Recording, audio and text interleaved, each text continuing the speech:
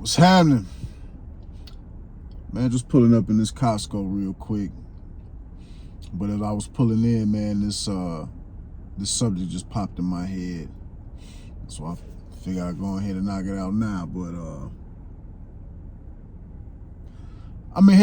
I got a question, man. Has anybody ever really been successful off a course in trucking?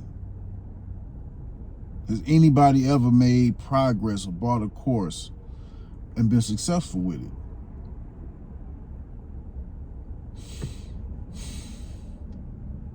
I don't know, man. I don't know. I'm trying to be real diplomatic in my approach with this.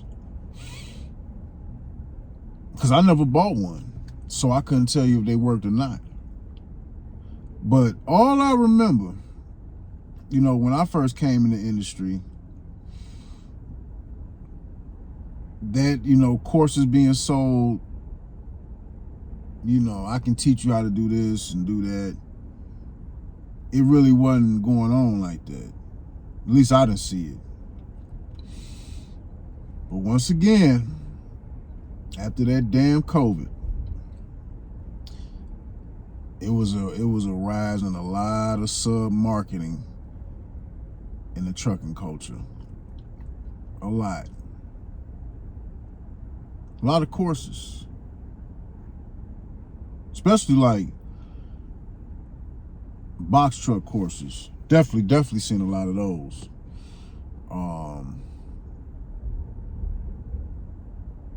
Seen some courses for people driving Class A trucks. But I never paid no attention to those. Like, I never really dug deep into them because I never believed in them no way.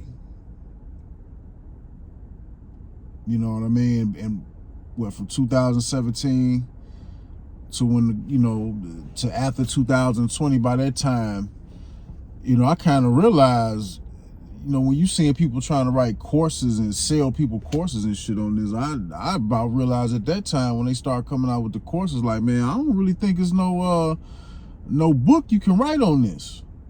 I mean, you can tell people, like somebody want to go get their own truck, you can tell them the requirements, what's required to finance a truck, what's required to get your own authority depending on what state you in. Like, you can tell people things like that, but as far as like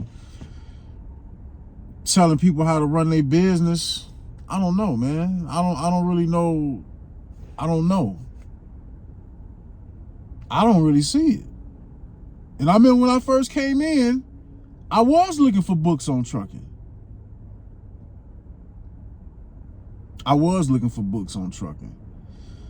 But I didn't really see no books. The only person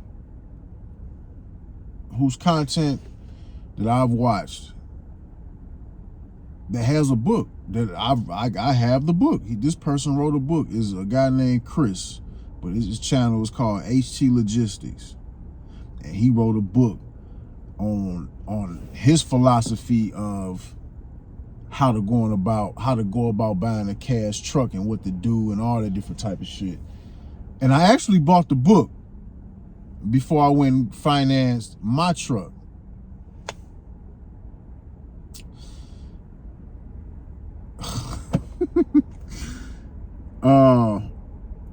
But yeah, that's a good book. That's a good book. I should have paid attention. You know what I'm saying? But other than that, man, that's the only the only book that I know that somebody wrote on the aspect of trucking. And it's it's a short pamphlet, y'all. You should probably go look it up. See what he got to say. But as far as people making courses and stuff, like, look here, man. People been selling courses since the 90s. And probably before that, but ever since I can remember coming up, people been selling courses for all different type of things since the 90s. And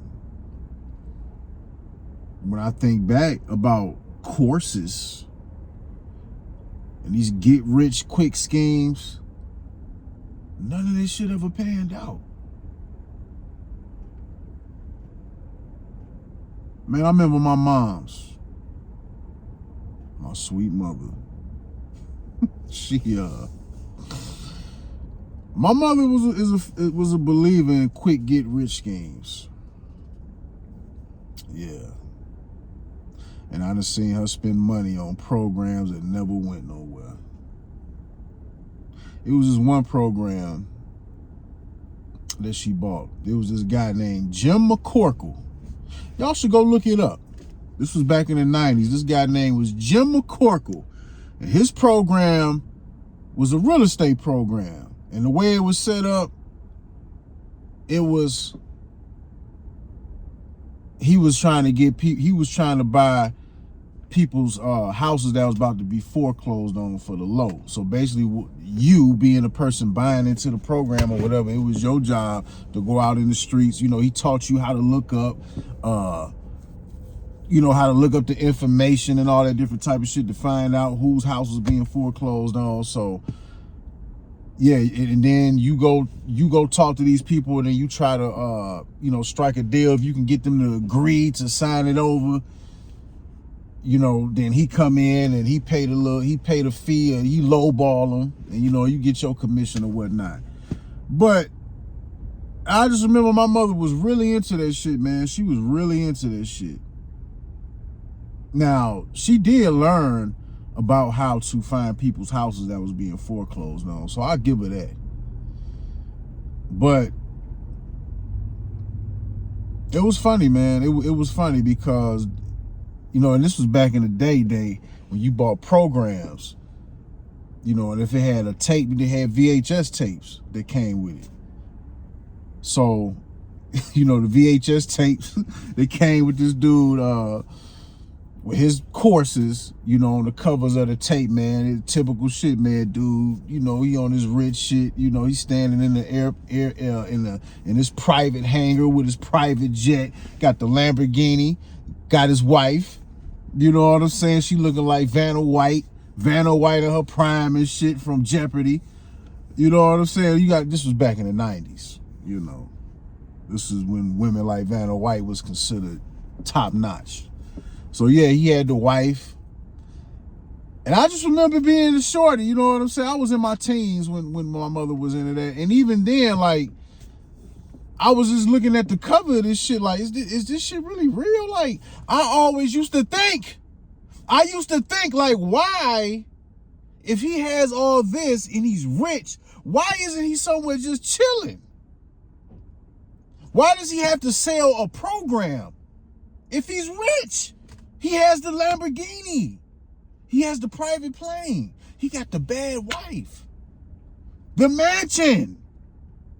Like, that shit used to puzzle me when I was a shorty, fam. Like, and my mother was just so into that shit, man. And she had a friend, one of her closest friends. Rest in peace. Rest in peace to him. But one of her closest friends, they went around doing that shit, but they never made none of it. Nothing never came about it. And turns out that Jim McCorkle was a scam artist. And you know how I found out he was a scam artist? See, today y'all got TMZ. Back in the day, it wasn't TMZ. Back in the 90s, it was a show called Hard Copy. That's what what TMZ is, that's what Hard Copy was back in the day. And I remember I was at one of my friends' house and I seen Jim McCorkle mugshot on there. And I just remember like, oh shit, that's the dude on the tapes. That's the dude whose course my mother's believing in. Yep, I forgot, man. He probably had like 90-some or 100-some counts of fraud. Him and his wife. Go look that shit up. Jim McCorkle fraud. Because if you type in Jim McCorkle on Google, it's going to be all different type of other names that come up. No, type in Jim McCorkle fraud if you want to look this up. But yeah, man, this dude was a fraud.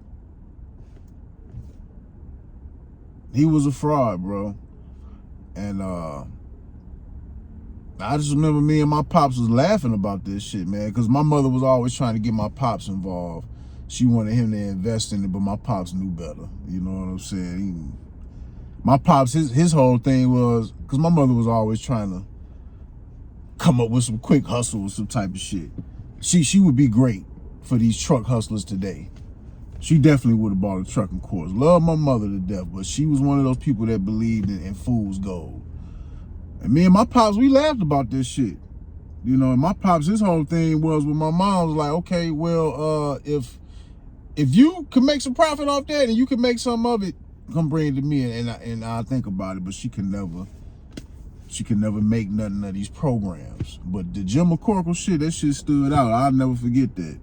Went from seeing him on a VHS cover with everything a man can want to being on a mug shot on hard copy in the 90s. That shit was hilarious, fam. And guess what? It's the same old shit today. The same old shit. That shit never it never made no sense to me. It's a lot of things that ain't make no sense to me from when I was a kid, a child. You know, when my mother was doing the Jim McCorkle shit, I mean, I was a teenager, but I still was thinking like, okay, why, if these people are so rich and so successful, why they got to charge to give up the game? Like, why is it such a big thing for them to charge to teach you? Like, why would they want to teach you? Why would, you know what I'm saying? It's one thing, you got your close people around you and you put them on game to what you know. But to try to put out there to the world and then sell it, like, that's something that was always fishy about that to me. And now, just like when I look back, man, the people who fall for that, they don't ever ask that question. They don't ever ask these questions. Man, everybody want fool's gold, man. People don't nobody want to put the work in. Even like with credit repair. Even when it comes to credit repair, that's something else that became popular during the COVID. You see a lot of people pop up with credit repair business. I mean, people was doing it before that. I would hear people doing it, but it really got popular during COVID. And really, I mean, I ain't knocking nobody hustle, man. You know, some people credit is really fucked up to where they might need some help and some guidance, and that's where you come in at, or people who provide that service come in at. But really, you can figure out that shit yourself. You can fix your own credit. It just take time. And really, what I've discovered, what I've learned, like, you can sign up for Experian.com or get you the Experian app or the Credit Karma app and just look at the tips that they give you on the app. You can learn how this shit go through the app. Or read the fine print. You know, been getting credit card statements for years, never read the fine print. And the game is in the fine print. Like they say, the devil is in the details, but we never read the fine print. Man, check this out. I had hired Lexington Law. This was probably, I can't even, when was this? In 2000, this probably was in 2021. I can't remember, man. My mind be gone, but my credit, when I hired them, my credit score was like a 690. And this was before I got my truck. I hired Lexington Law firm to bump my credit up. So I think I was paying them like $120 a month. I can't remember how long I had them. It was some months. Maybe 6, 7 months. I don't know. I can't remember, but maybe almost to the better part of, to damn near a year I was paying them monthly. You know, somebody had put me on to them, so I went with it. And so they took my credit score within a couple months. They took my credit score from 690 to about 720. My shit didn't go past 730. You know how when you look on Experian, you can look at all the 3 credit bureaus and, you know, they got different numbers. My shit was probably on the average of 725, something like that. And I just noticed my credit score wasn't going no higher. So I'm like, man, well, I'm tired of paying them. You know what I mean? So I called in to cancel the service. And they was really trying to get me to stay aboard and keep the subscription. I'm like, nah, I don't need it. You know what I'm saying? My credit score ain't going no higher. What's the point? And you know what they told me? They tried to introduce me, well, we can sign you up for the such and such plus package. The plus package? I thought this was the full package, what I was paying for. I'm like, nah, man, I'm good. I'm good. So this was what, 21? Because I got my truck in 22. So this is probably in 21. Maybe 21, somewhere early 22, somewhere around there. And I just started paying attention, you know what I'm saying, to the fine print on the credit card statements. Just really studying how to use credit, because it is a proper way to use credit. I ain't gonna make this video all extra long and shit, but to make a long story short, I got a letter in the mail a couple weeks ago. I forgot, man, I went, and damn, do I got it with me? Oh, okay, here we go. I got a letter in the mail from Consumer Financial Protection Bureau. And it says right here, and I ain't gonna put my information out there and shit, but it says right here at the top right-hand corner, enclosed is money you are receiving because you were a harmed consumer of Lexington Law, CreditRepair.com, and others. And it gave me a check. This letter came with a check for $750. Enclosed is a check for $750.14. You are receiving this money because of an action the Consumer Financial Protection Bureau took against Lexington Law and CreditRepair.com. So,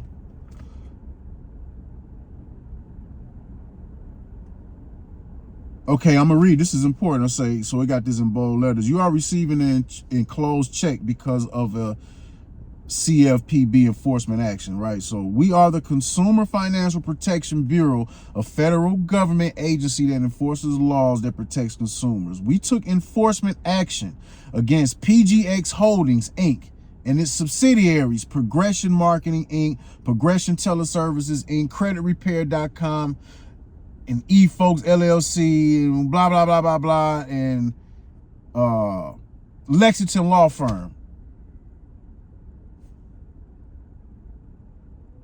Yeah, Lexington Law Firm was in this. So it say for years, Progression marketed and sold credit repair services under the names Lexington Law and CreditRepair.com. Our action alleged the companies illegally charged upfront fees and misled people into signing up for credit repair services in violation of the Consumer Financial Protection Act of 2010 and the telemarketing sales rule.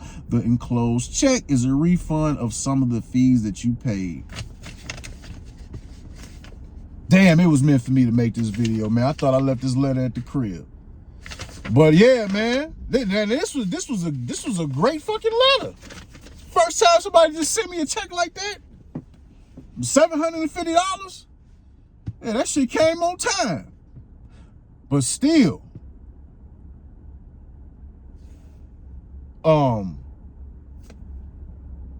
damn, like, you know what I'm saying? The Lexington Law Firm shit. I mean, like I said, they did help my credit score go up a little bit, but I guess the way they was doing things was not right, and I was paying them monthly, like $120. I can't remember. Maybe what I was paying them, that $750 was probably all the money that I paid them all together monthly. Yeah, man. So it's a lot of shit out here, man, that we can really do ourselves, man. We just have to do the research, and I'm even learning this myself. You know, I'm not no guy who, you know, I've always been a meat and potatoes type of guy, hard-working guy. Give me my check, get out of my face, and let me go home type of person. But now, you know, as times have been changing, I've been maturing and taking the time out to really look at the details and shit, because that's what we get screwed over at. The details. We have to read the details. So, man, the whole point of this video is like, man, sometimes the information is out here today. And a lot of times, man, you don't need no course. You don't need no course. credit repair type shit. I mean, like I say, man, if your shit is just so messed up the way you need a little push, I get it. But a lot of that shit, man, it's really just a process. Don't nobody want to trust the process of shit. Everybody wants shit overnight. You know what I mean? Everybody wants shit overnight. So,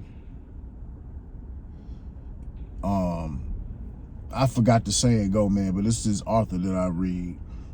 He was a popular author.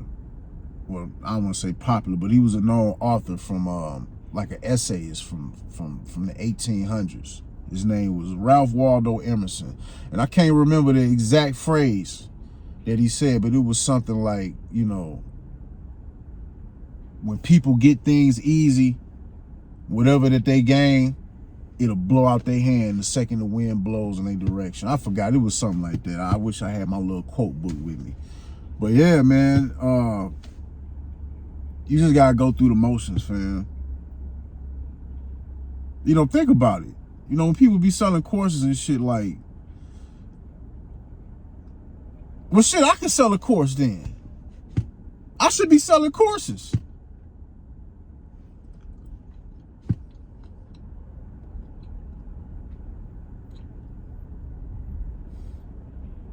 But who can you be mad at though? Because me being an older cat, you know, 80s baby, 90s raised, a lot of the shit that they doing today, I done already seen it. The courses, all that shit been going on since the 90s.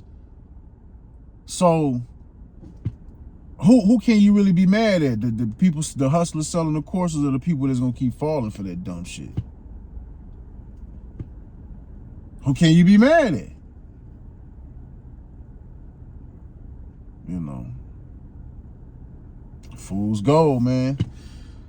But I ain't gonna hold y'all up, man. Let me get on up out of here and go handle my business. But y'all be easy though. Ronnie, see another trucker gone.